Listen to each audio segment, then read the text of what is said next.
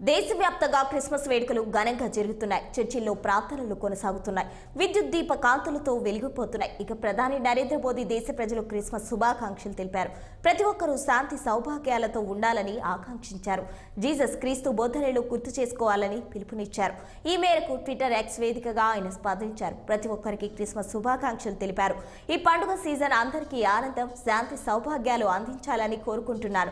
Christmas కు ప్రతీకలైన సామరస్యం, కరుణ, స్ఫూర్తిని వేడుకగా సెలబ్రేట్ చేసుకుందాం. ప్రతి ఒక్కరూ ఆనందం, ఆరోగ్యాలతో నివసించే ప్రపంచం కోసం అందరం కృషి చేద్దాం.